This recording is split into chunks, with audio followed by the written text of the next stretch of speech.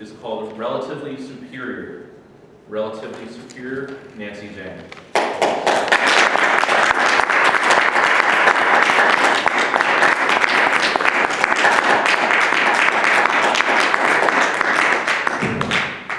Hi, good evening, fellow Toastmaster and welcome guests.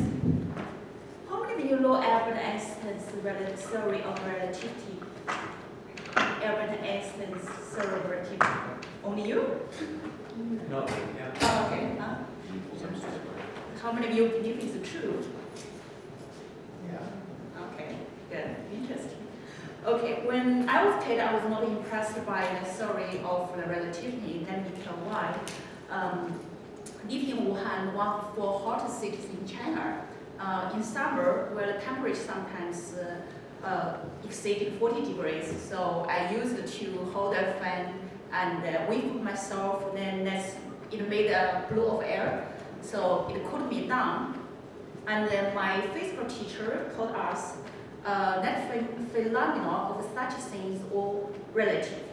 So in order to prove him wrong, I hold my left hand together and just move my head up and down. And before it tune down, I already get up sweating all over. When I grew up, I found that this story was actually true in many situations. Let me tell you a story, lucky draw. I still remember when I was in China and at the end of the annual dinner party, when the first prize was announced was about a 50-inch LED TV. The winner was so excited. He jumped in her feet and he ran to the stage. He even kissed the MC on the cheek. So you know that 10 years ago, and 50 LED TV is quite expensive. So I think yeah, it's quite understandable why he's so excited.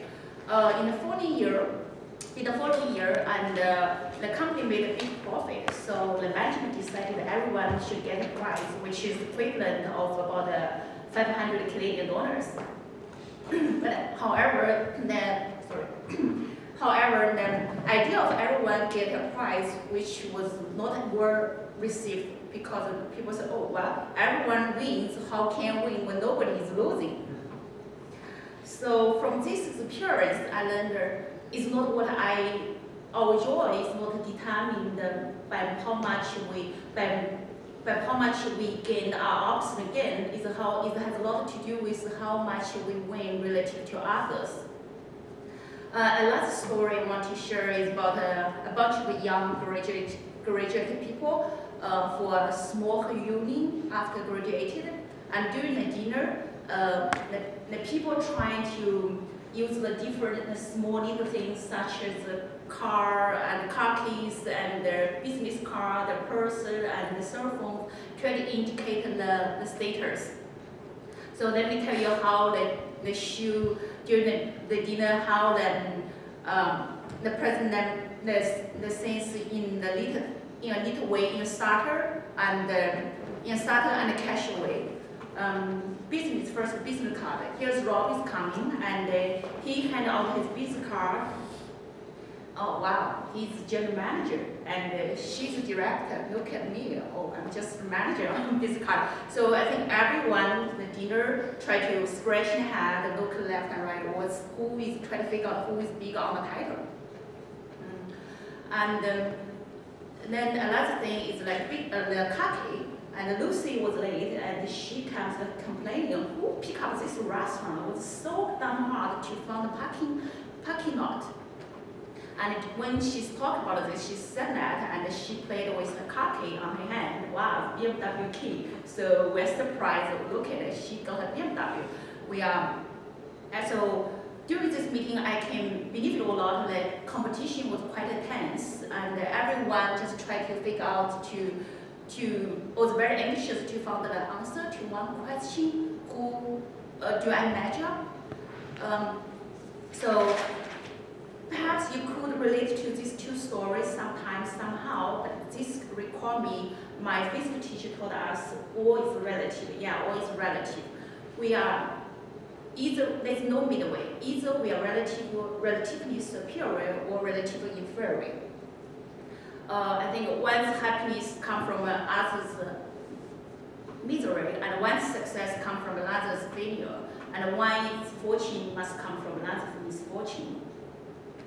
I don't know if this is a way of thinking or is a habit of mine, but I believe me, I have been one of the young ladies trying to match up.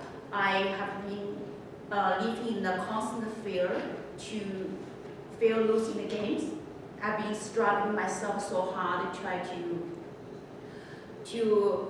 struggle myself too hard. We struggle with the need to belong where others belong, and believe what others believe, and become what others become. And I beat myself so hard to satisfy the expectation of others, the parents, but not mine. But looking back now, I found this way of thinking was logically flawed. Imagine if all the average people would live above others, and how could the rest of us live through this measurement? And if only a handful of happy winner live in the world, shouldn't the rest of us end up a miserable life?